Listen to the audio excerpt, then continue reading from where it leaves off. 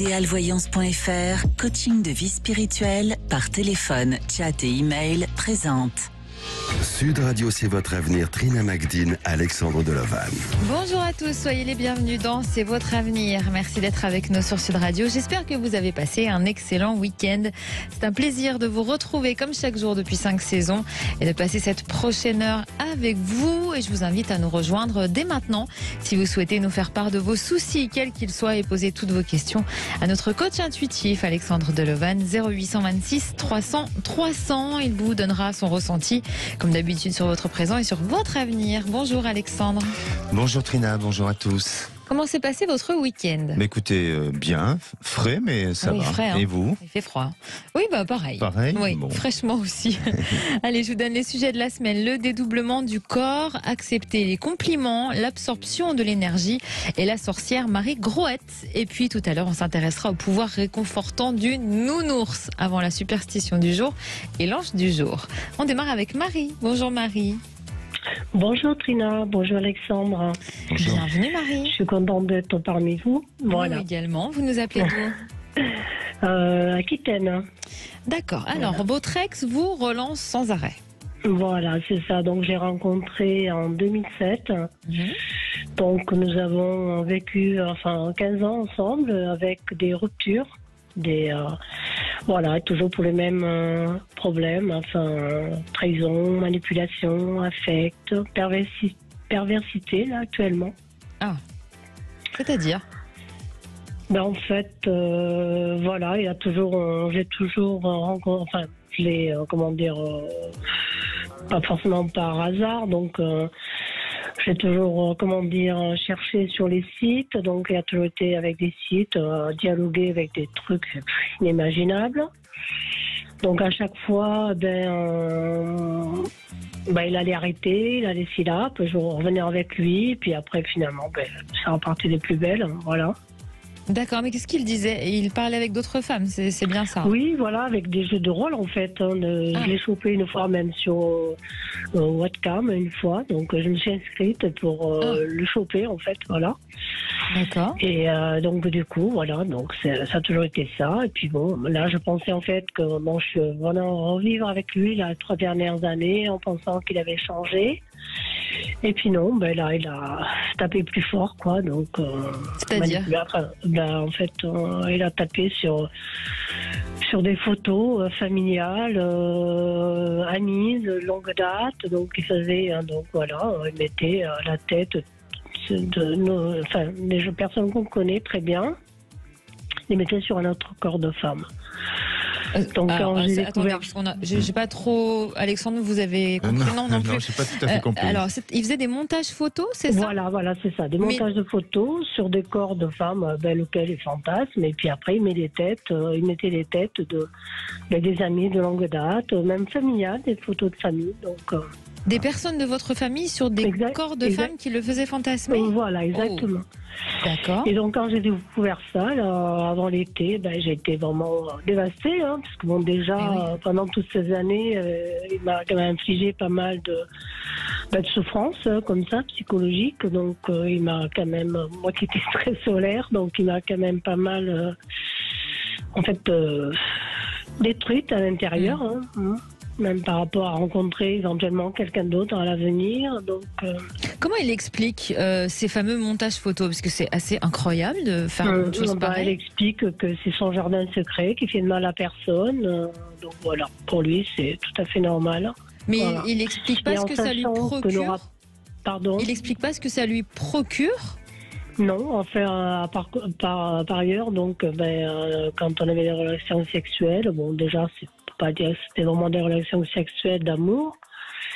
Et puis ces relations-là, évidemment, quand il prenait sa douche, je regardais son téléphone, il avait accès à ses images avant de passer à l'acte avec moi. Donc tout ça, ça m'a beaucoup... voilà. Donc aujourd'hui, il est toujours là, avec des textos, des ci, de là, et moi, je vis plus avec lui, donc depuis l'été. Mais bon, il est toujours là, donc moi j'aimerais bien qu'il rencontre quelqu'un ou moi-même j'aimerais peut-être rencontrer quelqu'un pour sortir de tout ça, parce que encore aujourd'hui j'y arrive pas. D'accord. Et donc, Alors, je vais savoir un peu mon avenir, alors qu'est-ce qui m'attend à l'avenir. à quelle fréquence il essaye de vous récupérer, il vous contacte? Il a un peu commencé par prendre un petit chien, la même race que le mien, donc à m'appâter. Puis finalement, en effet, j'ai vu le chien en vrai, donc voilà. Puis après, ça a été des balades avec les animaux, donc voilà. Et puis moi, à part ça, il n'y a plus rien, quoi, parce que moi, je n'ai plus envie d'avoir quelques relations avec lui. Hein. D'accord, mais à quelle fréquence il vous relance pour essayer de vous récupérer? Quasiment une fois par semaine. Hein. Une fois par semaine, d'accord. Ouais. Bon, Oui. ouf là là.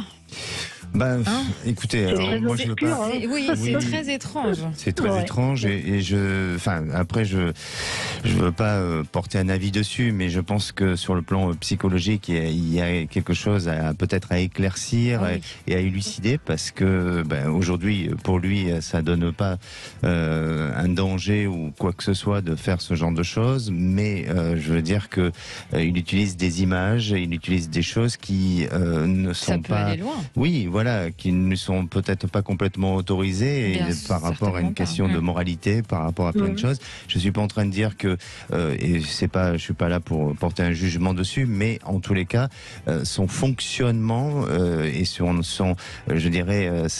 analyse psychologique me paraît intéressante dans le sens d'aller plus loin de qui est ce personnage et quel est l'intérêt de tout ça et de mieux le comprendre. Et pour moi, je pense qu'il doit se faire aider et qu'à ce niveau-là, il y aurait peut-être un besoin d'une prise en charge psychologique, parce que il le fait avec vous, mais il le fera avec d'autres personnes. Oui, mais il a fait, donc, parce que pendant ses coupures, donc moi je l'ai quitté complètement, et donc du coup il a rencontré quelqu'un, et donc ils sont restés 3 ans pareil, ça a été 3 ans de rupture aussi entre la dame, d'ailleurs cette dame est décédée aujourd'hui, et donc entre elle et moi ça a été pendant 3 ans galère, ça a été un coup toi, un coup je suis plus, voilà, donc quand je suis avec toi je pense avec elle, quand je suis avec elle je pense à toi, et ça a été comme ça pendant 3 ans, il m'a vraiment achevé là, donc puis après la dame est décédée, comme je dis, j'étais tellement, je sais pas, sur son emprise psychologique que bon. Oui, mais en tous les cas, il y a manipulation. En tous les cas, pour vous, psychologiquement, il vous a, de ce que vous dites, de votre témoignage, il vous a fragilisé, il vous fragilise. Il y a des mots, des propos qui peuvent être aussi difficiles à accepter et à supporter. Ce qui veut dire que cette personne n'a pas le bon comportement avec vous, et il faudrait peut-être pour vous et aussi pour les autres, si jamais il est amené à avoir d'autres histoires, il faut peut-être faire attention et peut-être aussi parler autour de vous, de votre entourage, vous faire accompagner. Mais je l'ai fait déjà avec quelques amis, des gens que j'ai confiance. Oui. Donc, en effet, j'en ai parlé parce que c'est lourd à porter. Bien sûr. Et puis c'est-à-dire que j'ai l'impression, moi c'est même pas la pression, j'en suis sûre qu'il aime pas les femmes. Donc il prend les femmes comme un objet qu'on prend, on jette, on se sert d'elles, et puis voilà, pour subir à ses fantasmes, à sa soif peut-être. Encore, je sais pas si c'est vraiment un truc sexuel. Est-ce que vous considérez que vous avez une maltraitance psychologique et physique, ou est-ce que c'est juste pour vous, ça a été acceptable? Moi, je pense que c'est quand même une violence physique et psychique quand même. Surtout psychologique. Alors, dans ces cas-là, il faut peut-être justement prévenir et alerter et ne pas rester dans des traumatismes comme ça. Pardonnez-moi, je veux pas. Déjà pour vous reconstruire vous, et pour les prochaines. Oui, voilà, j'arrive pas à me reconstruire. C'est pour ça. Et aujourd'hui, votre témoignage est porteur, et il faut ne peut-être pas, je dirais, le garder seulement sur vous, mais aller voir une personne, un psychologue ou un thérapeute qui va vous aider à aller dans une démarche et surtout à sortir de ces traumatismes dans lesquels vous êtes aujourd'hui. Et puis cet homme, même si aujourd'hui vous avez plus envie d'une histoire avec, vous continuez à le voir. Donc est-ce que c'est pour vous, c'est pas mieux peut-être de faire en sorte de vous protéger et de mettre un frein et un arrêt total de visite ou de bien sûr. De toute façon, là, je suis justement en train voilà, de penser, enfin de réfléchir qu'en effet, il faut que je mette un terme à toutes ces promenades, à tous ces trucs, là, mettre vraiment un terme définitif, parce qu'en fait, ça me détruit plus qu'autre chose. Hein. Parce que Marie, pourquoi vous n'avez pas encore mis un terme s'il y a violence psychologique et physique? Je sais pas. C'est ça que je n'arrive pas à comprendre. Il y a une dépendance affective, de toute façon, c'est clair. Certainement, parce que à un moment donné, il m'a certainement apporté quelque chose, mais... Bonne question, Alexandre. Et vous avez peur? Oui. Faut pas avoir Donc peur. Je pense qu'au-delà d'un psychologue, il faut peut-être aussi voir des autorités compétentes, parce que s'il continue à vous nuire...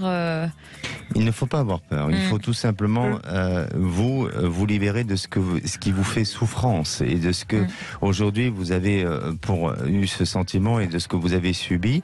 Et puis il y a des associations qui sont là aussi. Il y a je dirais en France aujourd'hui, il y a tout un système d'accompagnement, d'organisation, d'associations qui sont là pour pouvoir parler de manière même très anonyme sur des groupes de parole ou quoi que ce soit. Mais il faut pas avoir peur. Il faut penser à vous et à votre lendemain, c'est-à-dire à votre reconstruction. Et votre bien-être. Voilà.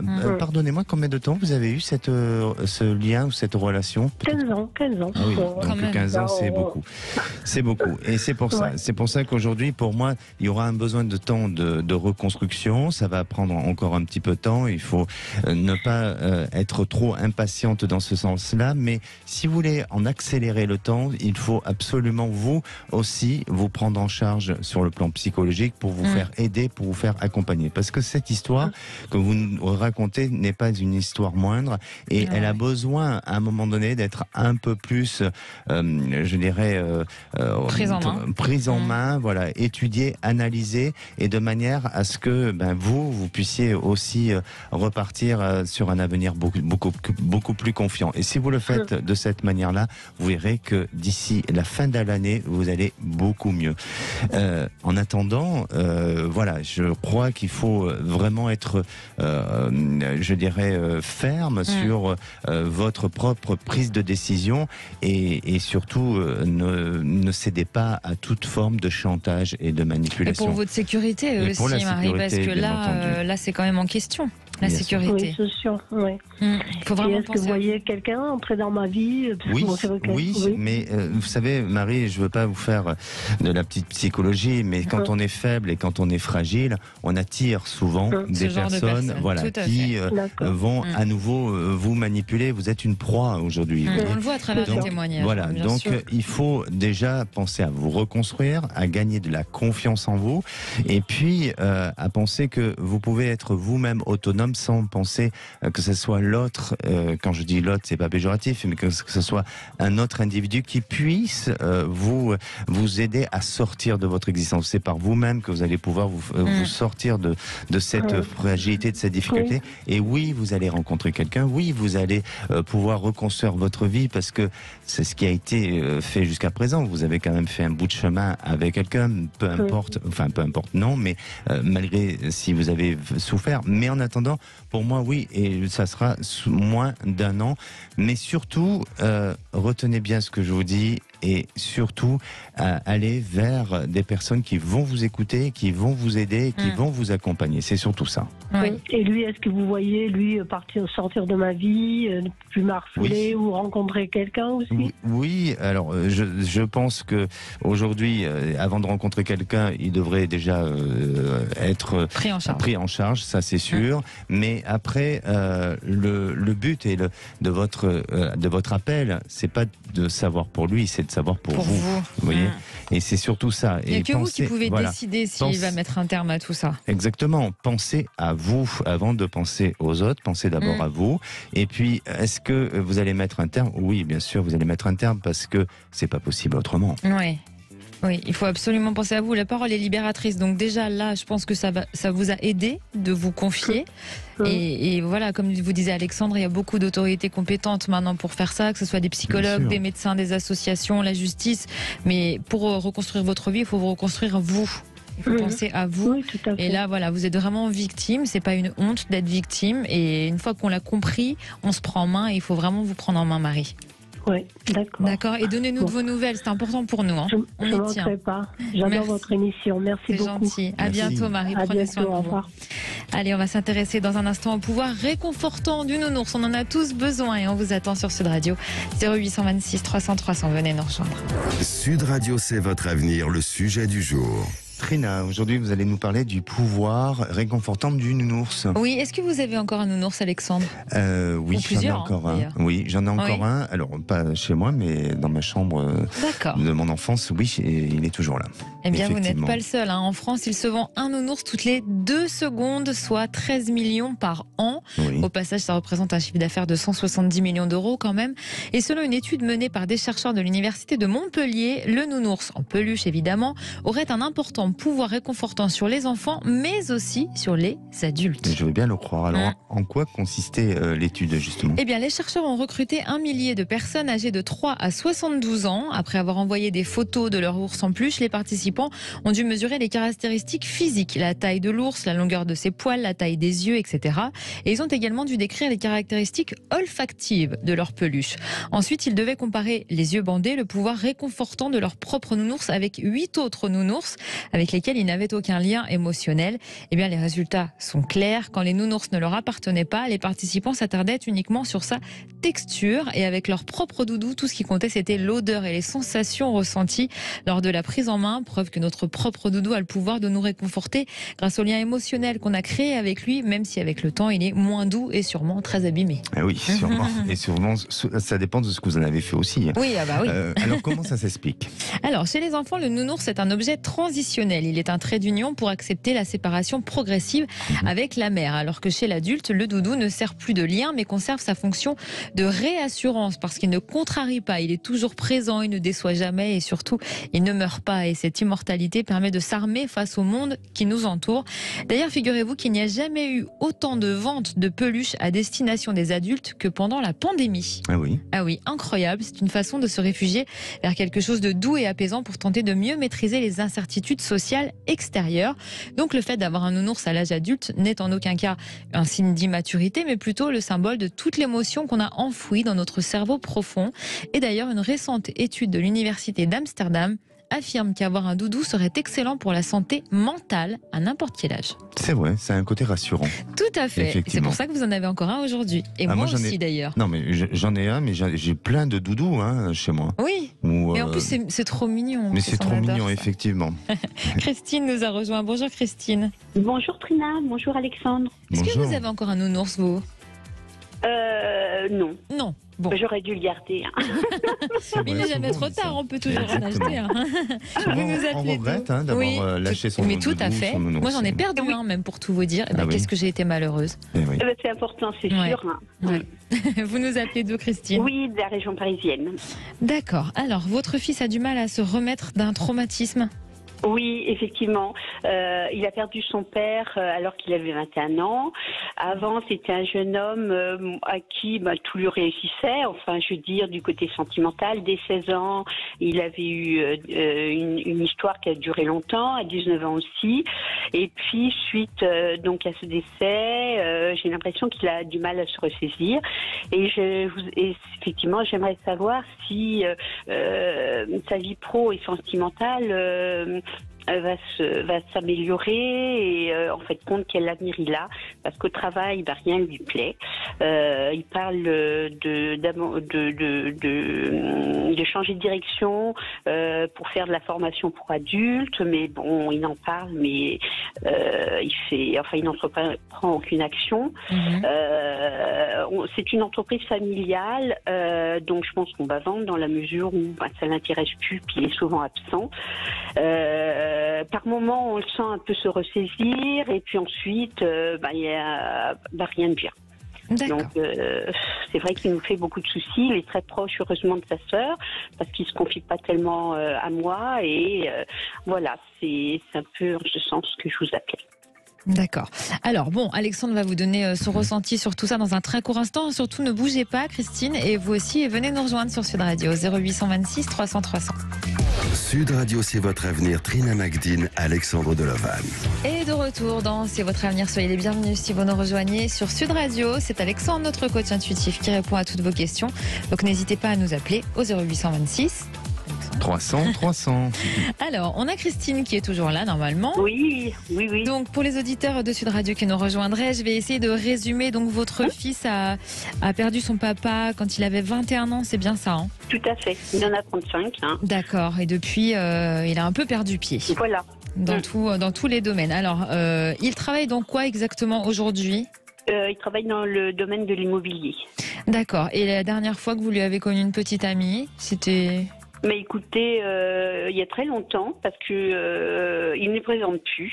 J'ai su lors d'une réunion familiale dimanche qu'il avait eu une petite histoire, parce qu'il en parle à sa sœur il y a à peu près, il y a un bout de temps. On a l'impression que ça fait 1 an, mais ça n'a pas été bien déterminé. Il est assez secret et c'est vrai qu'autant il était toujours entouré, il avait toujours une petite amie, parce que je pense que c'est un jeune homme qui a besoin d'être épaulé, qui a besoin, comme tout le monde, mais il a besoin effectivement de se sentir aimé. Et là, effectivement, comme c'est le grand désert, à part ses copains, par contre, bon, ses copains, il en a. Voilà, c'est le calme absolu. D'accord. Est-ce qu'il a été suivi par un thérapeute suite au décès de son papa? Oui, tout à fait. Après le décès, ça lui a fait du bien. Il y a 3 ans, on avait un ami qui était acupuncteur et qui lui a fait énormément de bien. C'est vrai qu'il avait remonté un peu la porte. Là, c'était il y a 3 ans, il avait retrouvé une petite amie et cet ami thérapeute est parti en province, ce qui fait que nous on a été un peu démunis, sa sœur et moi-même, et c'est vrai que on a l'impression que ça va bien par moment. Il fait des projets, comme je le disais, donc pour faire un peu de la formation pour adultes, mais bon, c'est toujours, je veux dire, au stade de projet, et en fin de compte, il n'y a rien qui ressort derrière, qui se concrétise, tout à fait. Alors, Alexandre, quel est votre ressenti? Alors, bon, bien sûr, Christine, vous êtes la maman et vous êtes soucieuse pour l'avenir de votre fils, mais à la fois, je sens pas un avenir si inquiétant et si, on va dire, sombre que ça. Je crois que votre fils a consciemment envie de vivre ces périodes-là. Il s'autorise à être dans cette forme parfois d'instabilité. Alors, j'entends qu'il a perdu son papa, qu'il a eu aussi peut-être il a pris des décisions qui lui correspondent plus aujourd'hui. À la fois, j'ai l'impression que votre fils aujourd'hui a eu une surcharge de responsabilité sur laquelle il n'a plus envie d'avoir. Tout à fait. Oui. Tout à fait. C'est-à-dire, on peut en savoir un peu plus? Parce qu'en définitive, il a voulu effectivement gérer cette société. Il l'a fait très bien au tout début. Par contre, souvent il nous disait le soir, je suis seul, parce qu'il n'avait pas de petite amie à ce moment-là, et il me disait que c'était trop dur. Oui, tout à fait. Exactement. Et aujourd'hui, je ne crois pas qu'il perd pied, pas du tout. C'est qu'il a envie de changer de vie, il a envie d'aller vers une autre réalisation. C'est une réalisation qui lui appartient, mais il a envie de se laisser ce temps. Alors bon, bien entendu qu'il est à un âge de la réalisation, un âge de la maturité, et que pour vous, d'un point de vue extérieur, ça peut faire peur et ça peut paraître inquiétant, mais je le ressens pas de cette manière-là, et tout au moins pour votre fils, vous voyez. Et donc, je crois qu'il volontairement et consciemment, il se laisse ce temps.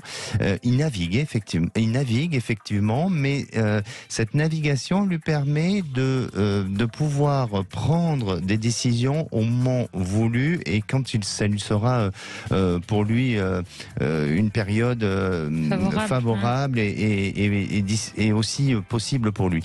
Alors, aujourd'hui, et vraiment, ce dont il a besoin, c'est de prendre du recul avec sa vie. Il a besoin de se détacher de certaines responsabilités, donc notamment sur le plan professionnel. Il a besoin de s'amuser encore ou de je dirais, de distraction. Et peut-être c'est ce qui explique pourquoi il n'y a pas pour l'instant de stabilité affective, et parce que lui-même ne se sent pas dans la capacité d'aller vers un engagement affectif.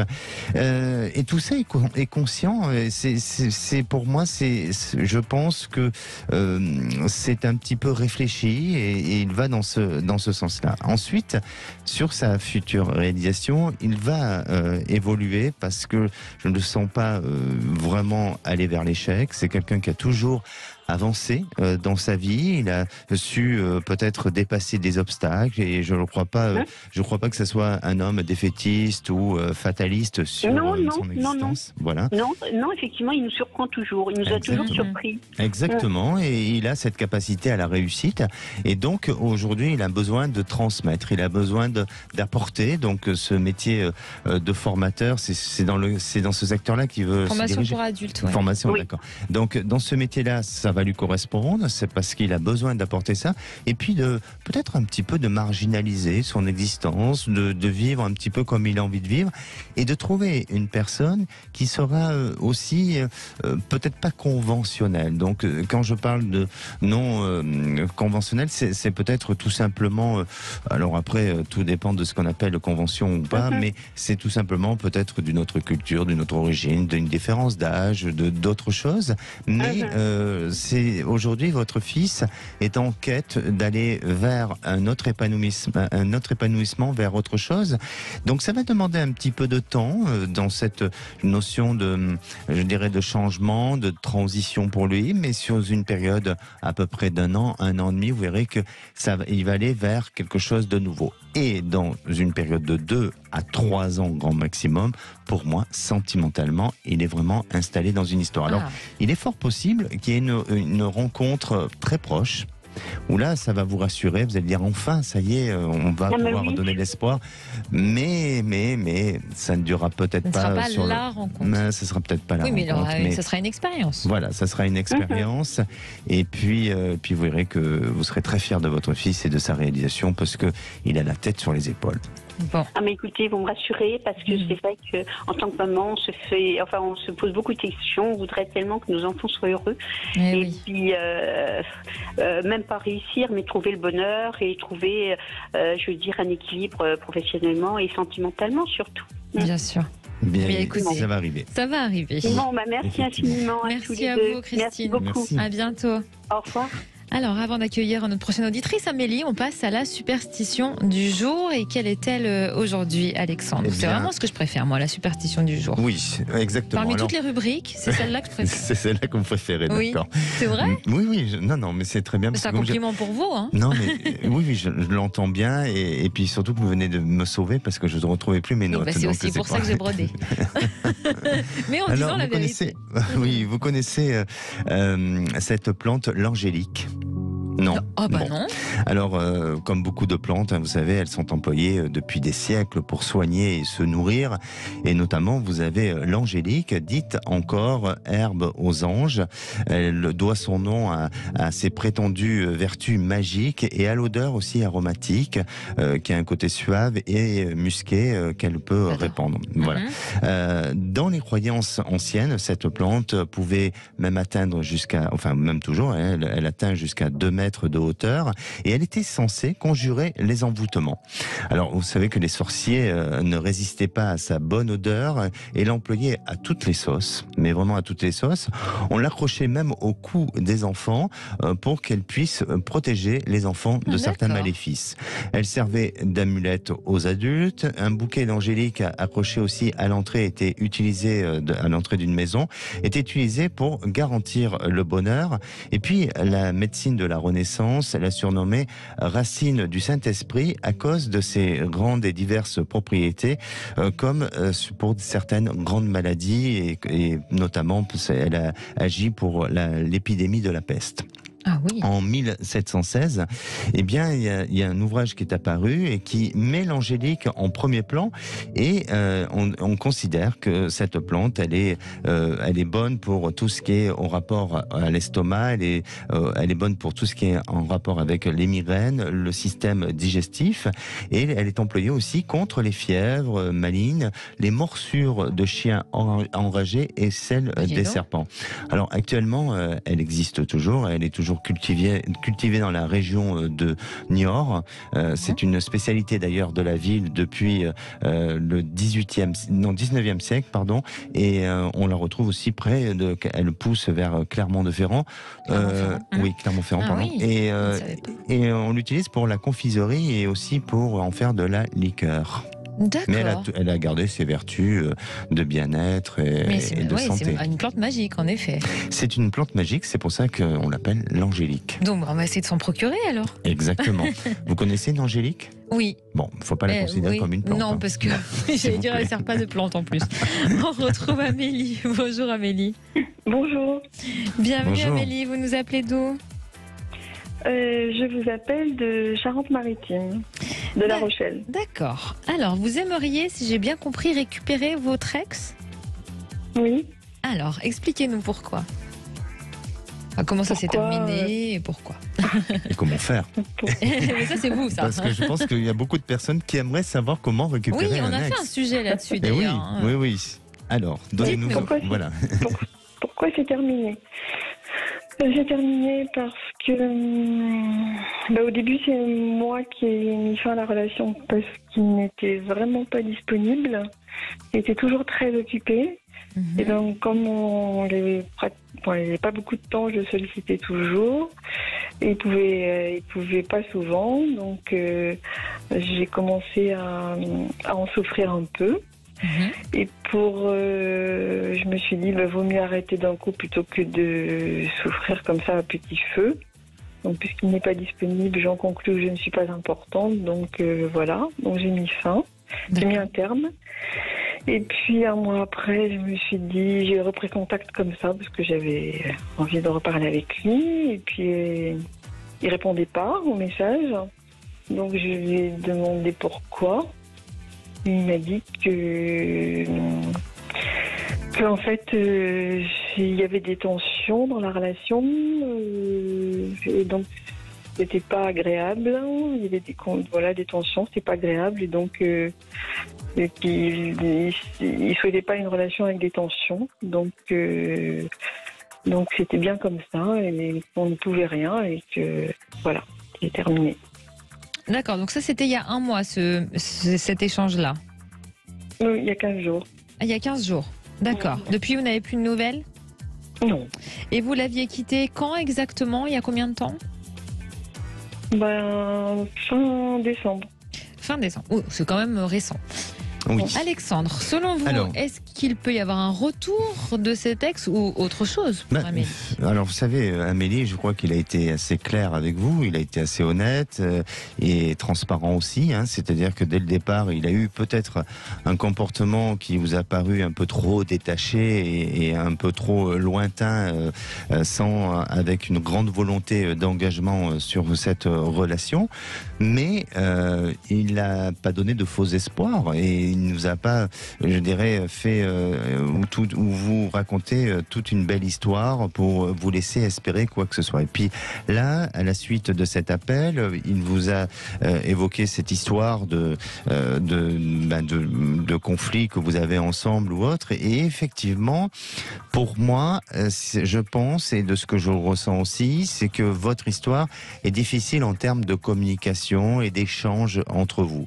Alors, j'aurais tendance à dire que si vous avez rencontré cet homme, Amélie, est-ce que justement vous avez souffert de cette histoire par un manque peut-être de reconnaissance ou un manque, si vous voulez, d'exister au sein de cette histoire ?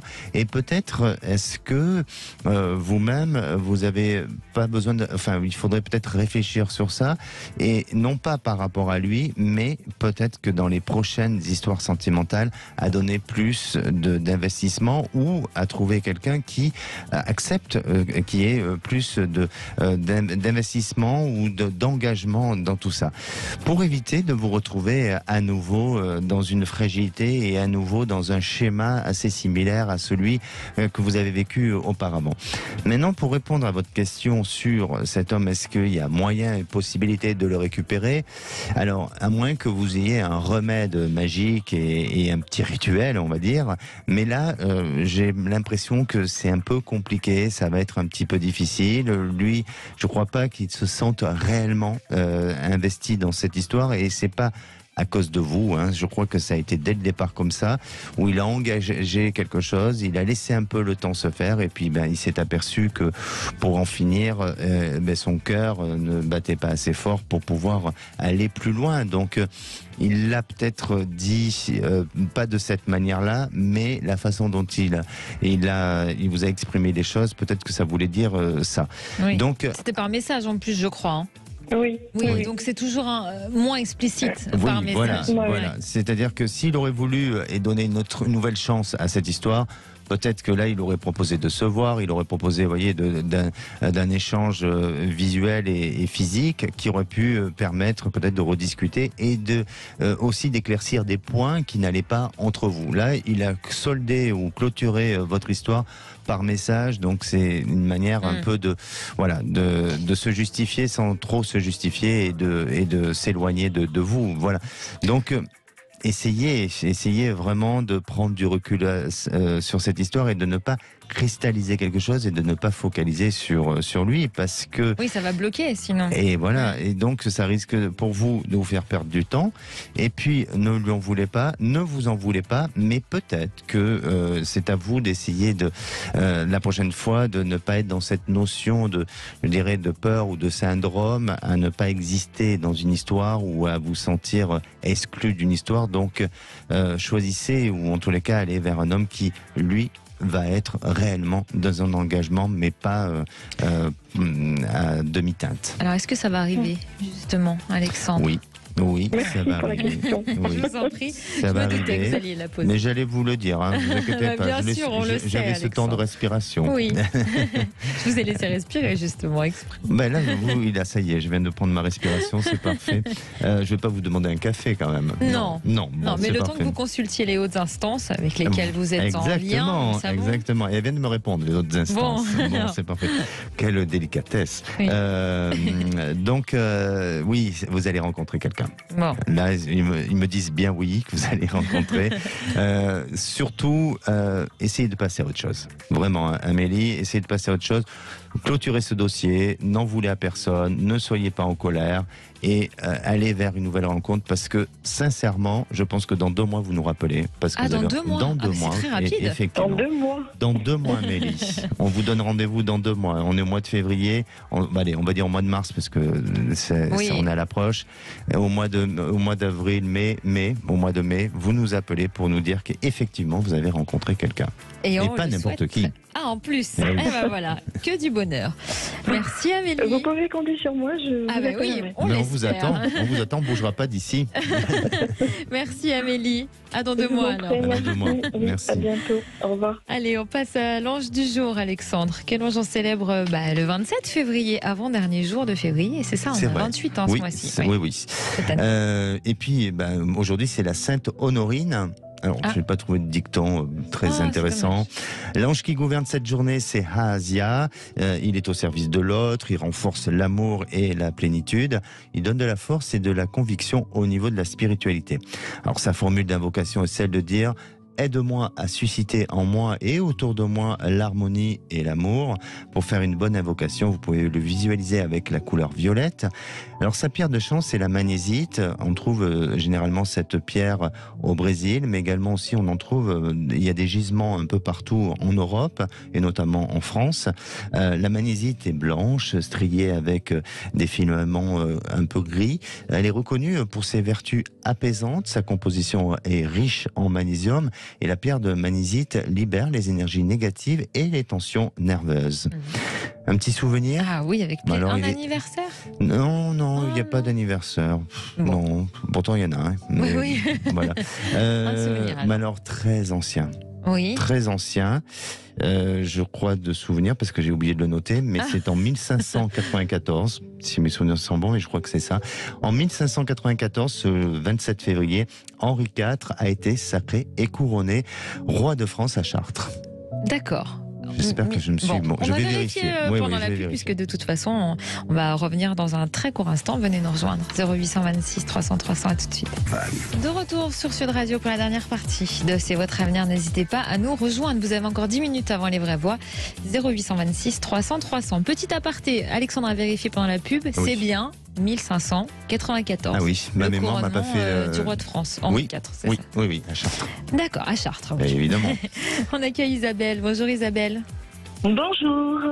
Bienvenue Isabelle. Bonjour. Merci, je suis très contente d'être là aujourd'hui avec vous. Eh bien écoutez, on est ravis également et on l'entend, donc ça fait plaisir. Alors, vous avez 2 questions.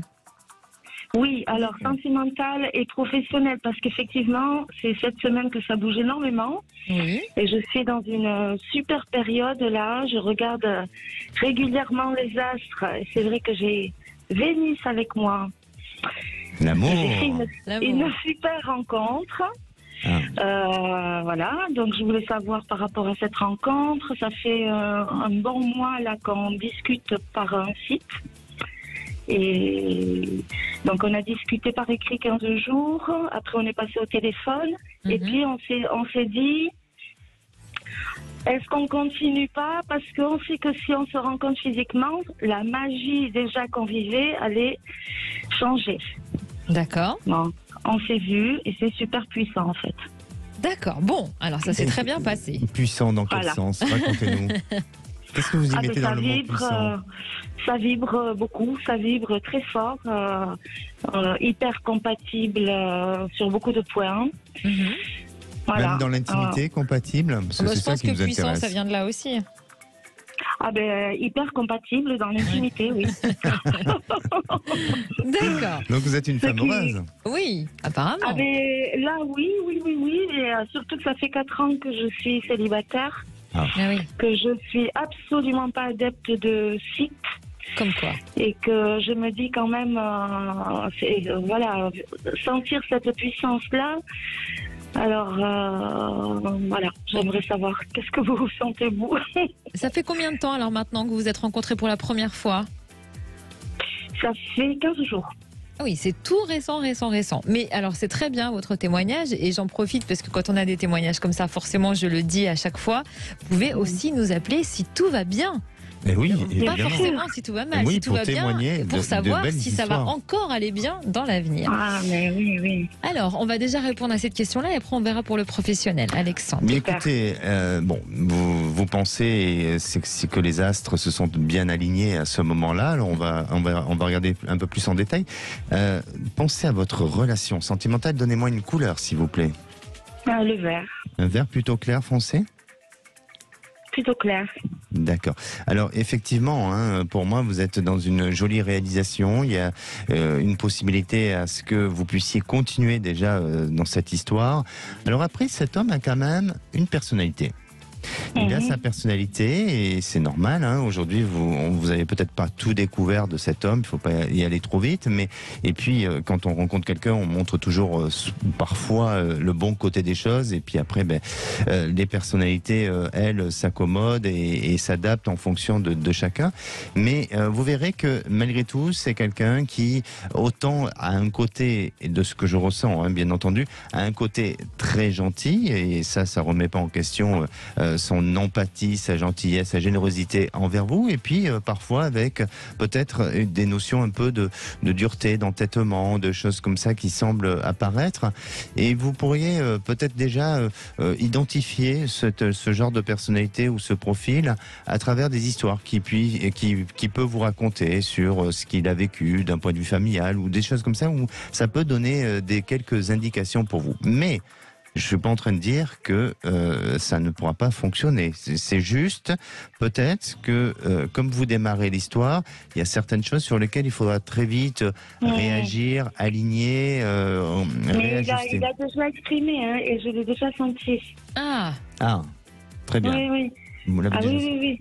D'accord. Et ce qui me plaît beaucoup, c'est sa liberté, parce que moi, je suis quelqu'un de libre et je cherchais quelqu'un de libre. Bien sûr. Et justement, vous avez cette autonomie-là, lui, il l'a, et c'est peut-être ça qui va pouvoir vous permettre de trouver, ou d'être dans une relation très complémentaire. Mais pour moi, ça continue, ça continue. Alors, il y a une petite distance, je sais pas, au niveau géographique, vous êtes proches l'un de l'autre ou pas, hein? Alors, on s'est dit que la distance n'était pas importante, et puis là, on trouve qu'on est très loin, en fait. Ah, d'accord, mais vous avez quand même une distance de combien? 100 km. Ah oui, d'accord. Alors effectivement, il y a cette distance-là. Mais voilà, oui, c'est très loin. Surtout quand on démarre une histoire, on a envie de passer du bon temps ensemble. Et tout ça. Bon, ça va continuer. Mais voilà, ça va continuer. Ensuite, pour le professionnel, dites-nous. Oui. Ah, il faut que je dise. Hein. Non, il faut que ça soit d'abord Isabelle qui nous explique. Ah bon, d'accord. Excusez-nous, j'ai perdu les pinceaux. Hein. Isabelle, les pinceaux. Alors là, je travaille avec... avec Alors, ni les pinceaux, ni les pédales, en fait. C'est la fin de l'émission, allons-y, lâchons-nous.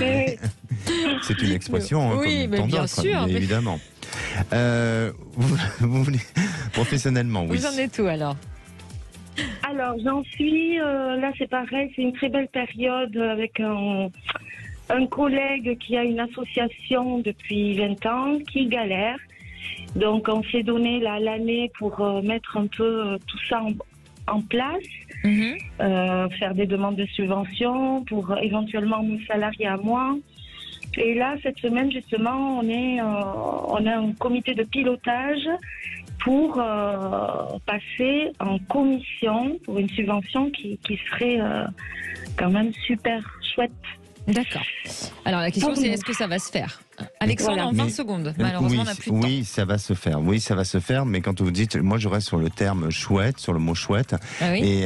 Et en ce moment, tout est chouette. Donc c'est sympa. Oui, ça va se faire. Ça va se faire. Soyez confiante. Et ça va justement apporter une stabilité et profiter, savourer ce moment de bonheur et cultivez-le à ce qu'il dure le plus longtemps possible. Oui. Et ça va le faire. Et gardez votre belle humeur, Isabelle. Merci beaucoup d'avoir été avec nous. À bientôt. À bientôt, Isabelle. Merci, Alexandre. Rendez-vous demain. On s'intéressera au dédoublement du corps. Bonsoir, mon cher Philippe. Bonsoir, ma chère Trina. Bonsoir, mon cher Alexandre. Comment allez-vous? On est tous en 50 nuances de bleu, là, ce soir dans le studio. Non, moi, c'est noir. Ah, c'est noir. Peut-être daltonien. Votre jean. Oui, oui. Vous aussi, moi, c'est rouge. Moi, c'est rouge, Philippe. Oui. C'est ça. Quel est le menu? Le menu des vraies voix. À 17h30, notre grand débat. Les propos d'Olivier Dussopt qui disent que Marine Le Pen a été beaucoup plus républicain que certains lors des débats sur les retraites font scandale. Et on va poser la question, #Dussopt, le RN a-t-il fini sa dédiabolisation? Vous voulez réagir? Le 0826 300 300, pour vous c'est un parti comme les autres aujourd'hui, ou pour vous non, toujours pas? On attend vos appels. À 18h30, il est 16h57, dans 3 minutes, Emmanuel Macron va faire une longue allocution à l'Elysée sur la France en Afrique, puisqu'il part là, visiter plusieurs pays africains. Et on va se poser cette question, la France a-t-elle encore un rôle à jouer en Afrique? On a souvent parlé de la France-Afrique. Aujourd'hui, on est en train de se faire sortir de certains pays, je pense au Mali ou au Burkina Faso, où la milice Wagner est en train de nous bouter hors du Sahel. Alors on va se poser cette question, on analysera les propositions fortes, puisqu'il va tenir des propos forts, du président de la République. Vous pensez que la France n'a rien à faire en Afrique, ou vous pensez qu'elle a encore un rôle à y jouer? On vous attend également au 0826 300 300. Les vraies voix du jour. Oui. Philippe Bilger, Elisabeth Lévy et Christophe Madrol. À tout de suite. 16h-17h, Sud Radio, c'est votre avenir. Trina Magdine.